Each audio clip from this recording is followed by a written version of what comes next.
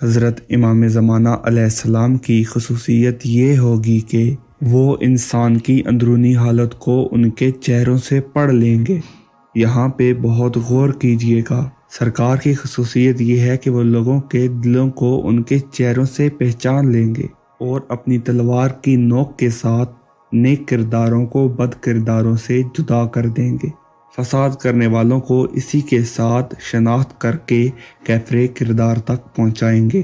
امام جعفر صادق علیہ السلام سے روایت ہے کہ جب سرکار امام زمانہ علیہ السلام ظہور کریں گے تو کوئی ایسا نہیں بچے گا کہ جسے حضرت پہچانتے نہ ہوں کہ یہ نیک ہے یا فاسد، یہ نیک کردار ہے یا بد کردار۔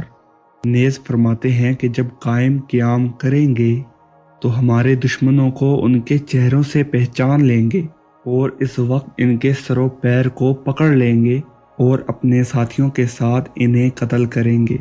اسی طرح فرماتے ہیں کہ جب امام قیام کریں گے تو دوست اور دشمن کو اپنی قوت شناخت کے ساتھ پہچان لیں گے۔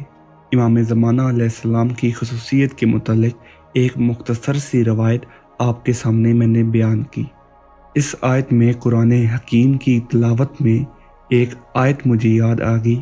آپ نے وہ آیت پڑھی ہوگی کہ جس میں پروردگار فرماتا ہے کہ اس روز بد کرداروں کو ان کے چہروں سے پہچان لیا جائے گا اور انہیں کہا جائے گا کہ بد کرداروں الگ ہو جاؤ۔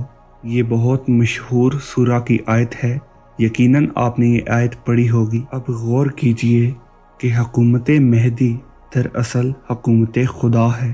یہ نظام مہدویت نہیں، یہ نظام الہی ہے اور یہ ذل الہی ہیں جو پورے زمانے میں پروردگار کا سایہ بن کر قیام کریں گے، اور یہی خصوصیت پروردگار نے قرآن میں فرمائی ہے۔ اس روز بد کرداروں کو ان کے چہروں سے پہچان لیں گے کہ اے بد کرداروں الگ ہو جاؤ۔